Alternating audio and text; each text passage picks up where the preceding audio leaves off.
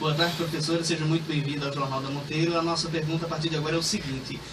Que houve impactos, a senhora já explicou para a gente que existem impactos irreversíveis, a gente já sabe, mas a partir de agora a gente pergunta para a senhora, a natureza se regenera sozinha? É necessária a intervenção humana? Como é que vai funcionar isso a partir de agora? Como é que fica o nosso bioma a partir desse momento?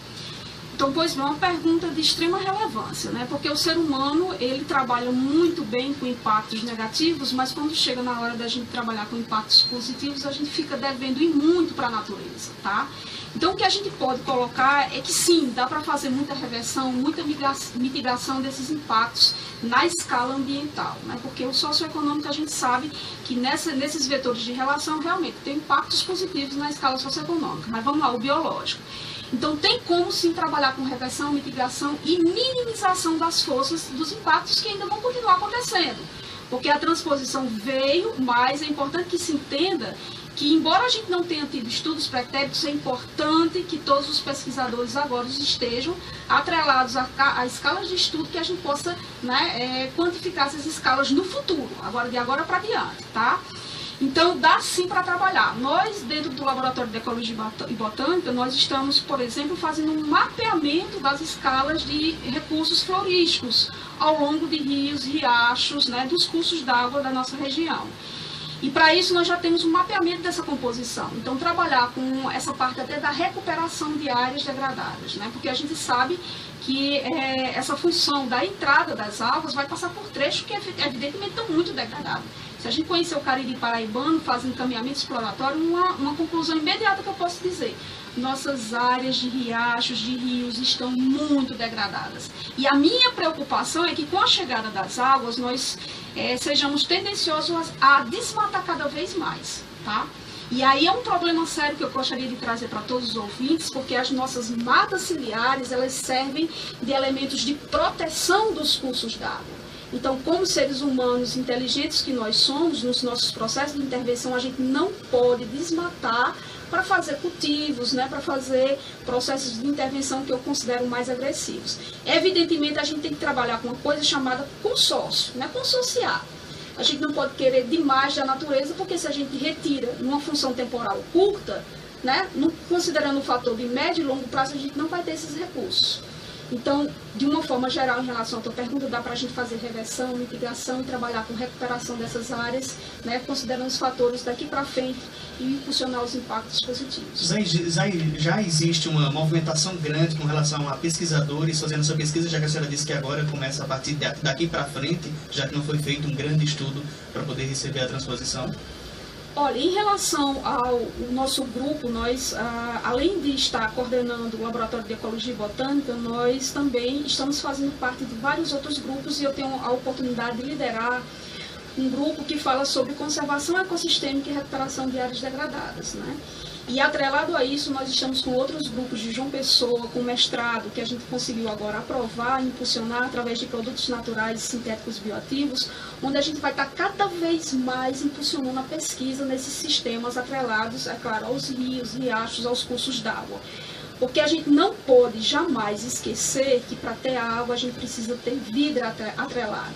São conexões que se estabelecem ao longo do tempo que a gente não pode fazer rompimento. Porque a gente precisa desse meio biológico esteja trabalhando, né, de forma associada, para que a gente no futuro ou no médio e longo prazo a gente não tenha redução da água.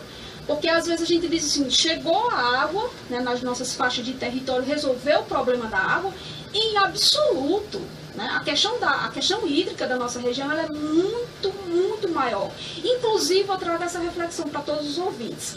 Se a gente não economizar esse recurso natural, a médio e longo prazo vai voltar novamente.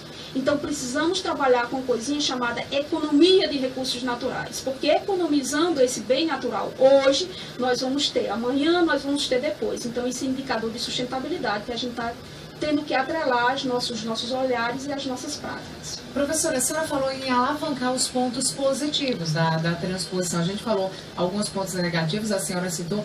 Quais seriam esses pontos positivos? O que poderia ser feito para que o nosso bioma, a nossa flora e o nosso povo em geral pudesse se beneficiar de fato como um todo, né? A senhora falou, não se resume apenas a ligar a torneira e ter a sua água, não é isso. A gente pode ter muitos outros benefícios. Quais são eles? O que pode ser feito? Então, se a gente pensar na nossa escala, nosso histórico de uso e ocupação das faixas de terra seca, a água sempre foi uma questão central, né? Mas eu sempre faço a seguinte reflexão: não é só a água, são um conjunto de fatores interconectados que a gente tem que repensar em termos de gerenciamento, gestão de recursos hídricos, mas principalmente gestão integrada de recursos naturais. Então, se a gente pensar, né, nos impactos positivos, é inegável, né? Segurança hídrica. A gente tem fatores de sazonalidades, porque a seca, você tem que pensar a seca enquanto seca periódica e seca estacional. Não é só um tipo de seca, nós temos 2 tipos de seca.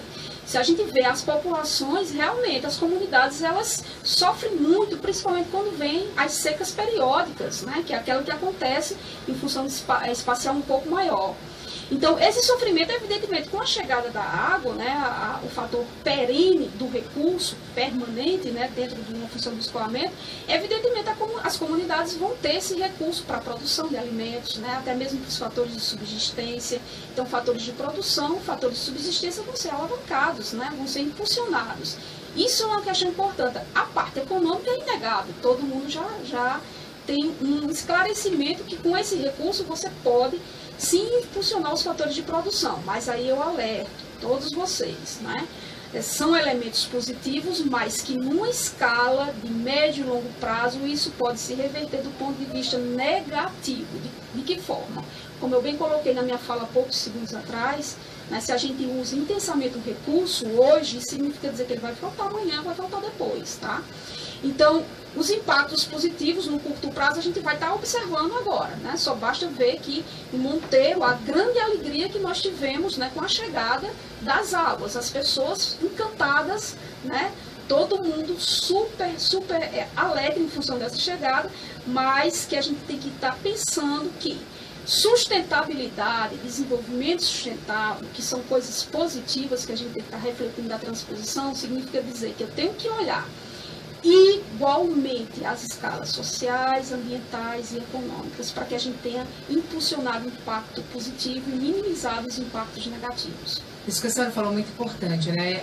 A igualdade, a justiça nessa distribuição de água para todos nós que fazemos parte desse meio ambiente, porque a água, ela trouxe grandes alegrias, mas é importante a gente falar sobre coisas que acontecem. A água é dinheiro, a água gera ambição. Se a gente for pensar, a gente vê histórias em vários outros estados. A gente não sabia tanto disso, porque aqui a gente vivia sempre com a falta de água. Mas que agora, vai ter com essa frequência, a gente tem que pensar em algumas preocupações. Esse questionamento que foi levantado pelo professor Kiel, lá da UFCG, eu achei muito interessante, porque isso vai despertar o interesse, né, nesses grandes produtores, vai gerar o agronegócio. E aí muitas pessoas podem dizer, Elisa, mas isso é ótimo, isso é maravilhoso. O agronegócio gera desenvolvimento. Depende. O agronegócio no Brasil só gera desenvolvimento para algumas pessoas. Geralmente as pessoas que estão em torno, geralmente mesmo da água, as pessoas ribeirinhas, elas morrem de fome. Elas são exploradas por essas pessoas, por esses grandes, né, que se tornaram grandes empresários mesmo desse ramo aí do agronegócio, que exploram essas pessoas. São os únicos que lucram. E quem está ali de fato perto da água acaba morrendo de fome, não tem direito a usufruir daquilo que planta. Então, assim, a gente tem que incentivar principalmente o pequeno agricultor e de uma forma justa, que essa água seja distribuída de uma forma justa, né, professora? Perfeitamente, Elisa. A tua fala foi bem importante no sentido de falar desse termozinho justiça, né? Justiça social. E aí muitas vezes a gente vê isso também com preocupação. Você tem um recurso, mas você não vê o fator igualitário na distribuição, tá?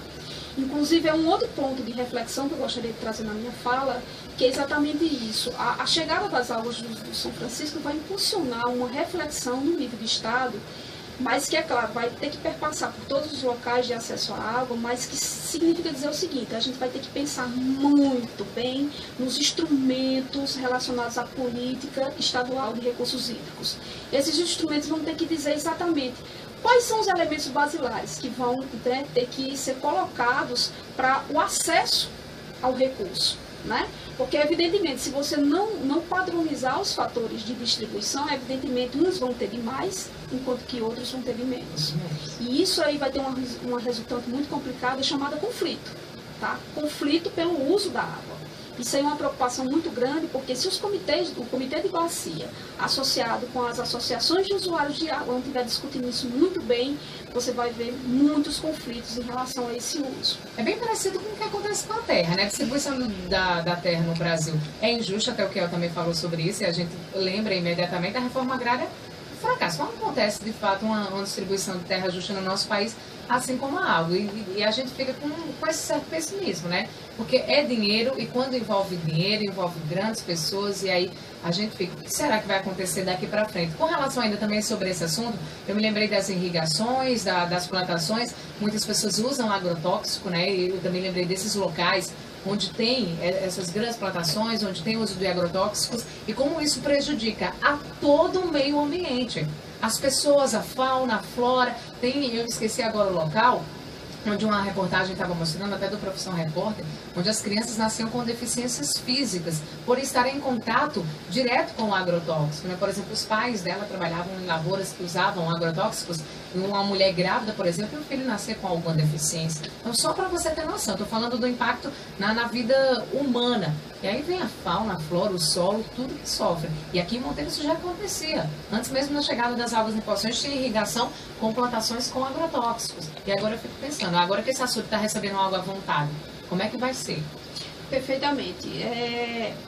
Novamente essa questão do conflito pelo uso. A gente tem que estabelecer o que vai ser prioridade. Evidentemente não vai dar para fazer tudo que a gente quer, né? Então, estabelecer graus de prioridades e, como eu bem coloquei, padronização, tá? Mas o envolvimento das associações, dos comitês, vai ser muito importante dentro dessas definições.